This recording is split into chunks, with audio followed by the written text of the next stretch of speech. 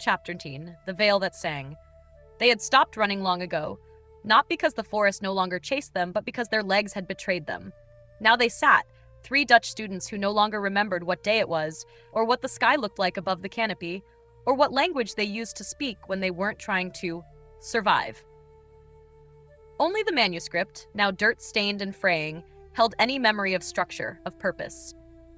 Elsa's lips were cracked. Johannes had stopped speaking the day before, whispering to himself in Sanskrit phrases he shouldn't know. Bastian just kept the journal pressed to his chest, as if it would defend him when the trees came alive again. The sky above was no longer blue. It was the color of old bruises, sullen purples, rotting reds, slow-moving grays, and the trees were tall enough to make you forget they had tops at all. No birds sang, no bugs chirped. Even the forest had grown tired of listening to itself. And then it came. First, the smell. Jasmine. Not fresh, but like a memory of jasmine, drifting from an impossible yesterday. Then the sound. A flute, soft, off-tune. Not playing a song exactly, but something older than song. A mood. A suggestion. Else looked up, eyes wide. The air shimmered in front of them. The trees that had stood still for centuries now bent ever so slightly, not from wind, but deference. Then a figure stepped through the shimmer, as if walking out of the silence itself. The one who was watching all along. He looked young. That was the first deception. Youthful, slender, barefoot, his skin the color of monsoon clouds, right before the storm hits. He wore a dhoti dyed in the deepest blue, and around his neck hung a garland of wild forest flowers, some blooming, some decayed. A single peacock feather crowned his loosely tied hair. His eyes, if one dared to look, were deep, not in a poetic way, but in the terrifying, bottomless way. Like if you stared too long, you might remember things your soul had promised to forget. He smiled, and in that smile was a comfort that made your heartbeat slow, and then skip entirely. Tattvam asi, he whispered, eyes lingering on Johannes, who immediately began to tremble. The Sanskrit phrase echoed without echo. Tat that thou art, Bastian whispered. Who are you? The figure stepped closer. I am that which watched as the chant was spoken. I am the pause that came before your words. I am the one who does not arrive, for I was always here. Krishna, Else said. She didn't know how she knew, but she did. His smile deepened. Not the idol on your grandmother's altar, not the tale told in temple bells. I am that which they remember in pieces. I am what the forest fears but bows to. A shriek tore through the trees, a sound like fabric being ripped from reality itself. The students ducked instinctively, but Krishna didn't flinch. He merely turned his head slightly, as if listening to an off-key instrument. Timiram prasaritham, he murmured. Darkness has spread. The creature in the veil. The veil at the forest's edge was no longer solid. Something, no many things, were pressing against it from the other side.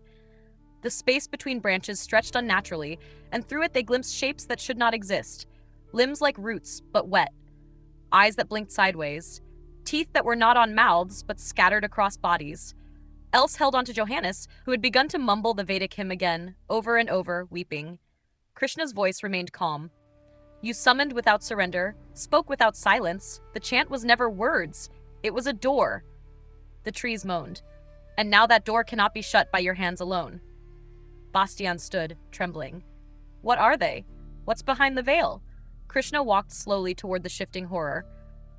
That is Kalagraha, time's hunger, the weight of every unfinished cycle. It feeds on echoes, mantras mispronounced, thoughts left dangling, wars never resolved. He turned his head. You have fed it well. The ground cracked open several feet away. Shadows poured from it like a waterfall in reverse. Else cried out. Bastian grabbed a rock as if it could help. Johannes dropped the manuscript pages. They fluttered like wounded birds. But Krishna played the flute again. This time the sound wasn't soft. It filled the forest like fog. The creatures paused. Even Kalagraha hesitated. Because this was not music. It was a reminder. A sound so ancient the beasts remembered it from before they were monsters. The air pulsed. And then Krishna stopped playing. You wish to leave this realm, he said, stepping toward them, the veil now roaring with shapes. But leaving is not escape. You must not run. You must become. Else was sobbing. We didn't mean meanings matter not. The seed knows not the forest it will become. The act is already done. He knelt beside them, his eyes now almost sad. What is broken can only be mended by offering. Johannes finally found his voice. What do we offer? Krishna leaned in, his breath like cool breeze through a fever. Your names, your past, yourselves. Then he stood, and behind him the veil began to split, not like paper, but like skin. A storm of limbs, screams, and chants poured through. Krishna faced it and opened his arms. From his body erupted not light, but sound, the very syllables that had once spun the universe into being. Namo Bhagavate Vasudevaya, Trilokyasya Stambha Aham Asmi, Kalasyadhipa Apyan, Sarvan Sanhartun Shaknomi, Kin Tvang Karomi. Om Namo Bhagavate Vasudevaya. I am the pillar of all three worlds. I am the Lord of time itself. I can unmake all things. But what shall I do now? The chant wasn't loud. It was final. The creatures screamed. Not in rage, but in recognition. As the first rays of dawn cracked through the trees, the veil began to recoil, stitching itself back with every breath of his mantra. Else collapsed. Bastian knelt. Johannes, eyes wide, simply stared into the place where the monsters had been. Krishna turned to them once more. You are not out of this, he said, quietly now. You have closed a crack, not the door. He stepped back, flute resting on his shoulder. You will walk further, and when you reach the mountain, I shall come again. Then he vanished. No sound, no light, just absence. And the forest, for the first time in days, exhaled. Chapter 19, Part 2, Smoke Between Gods. They walked slowly now, not because they were tired though they were, but because the forest had changed. The trees no longer whispered threats. Instead, they hummed. Not in sound, but in stillness. The air was richer, the light less hostile. Even the birds had returned, in twos and threes, flitting between broken branches as if inspecting the battlefield left behind.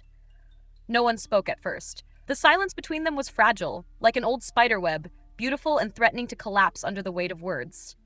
Then Johannes, walking ahead, said softly, He wasn't what I expected. Else blinked. Krishna? Johannes nodded. I thought gods were thunder, rules, big speeches. Bastian chuckled, though it came out dry. He had all of that, just in Sanskrit. Yeah, Johannes said, looking down at his hands. But it wasn't performance. It felt like presence. Else walked between them, arms folded, her body still stiff from adrenaline. There was something not human, but not in the monster way. They all paused, because that word still held a weight now. Monster, she continued. He wasn't afraid. Not for a second, even when those things were coming through. Bastian kicked at a root absently. That's what got me. The confidence. Like, he knew the outcome before it began.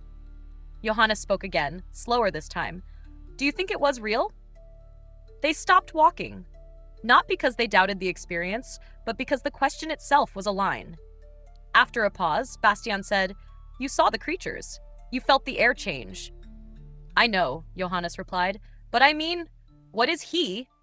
Else looked up at the sky. It was turning a brighter shade now, not quite blue, but not bruised anymore. I don't know what he is, she said, but I know I've never felt that safe and that terrified at the same time. They kept walking.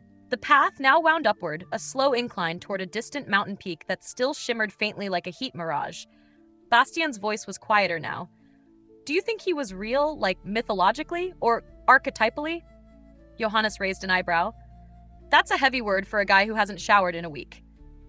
Bastian smirked. I mean, maybe Krishna isn't one being. Maybe he's a shape, a language for divinity. You know? Like what Jung said about the self. Or maybe, Else cut in, he is Krishna. Just not the version people painted on calendars. Johannes nodded. There were layers to him. Like, he wasn't just one thing. I kept feeling like he was talking to me differently than to you guys. Bastian tapped his temple. He spoke inside my mind. Sanskrit. Words I shouldn't know. Same, said Else, but they didn't scare me. They felt like someone reminding me who I used to be. They walked on. The sound of their steps on dried leaves was the only rhythm now. The sky grew warmer. The trees parted more easily. Bastian broke the silence again. Do you think he's going to save us? Johannes didn't answer right away. Then, I don't think that's the point. Else looked over. What do you mean? He's not here to pull us out, Johannes said, brushing a fern aside. He's here to prepare us. Bastian swallowed hard. For what? Johannes pointed to the mountain, its silhouette now fully visible beyond the mist. For the end of the chant. They didn't know what waited for them at the top, but they walked anyway. And the forest, for now, watched quietly.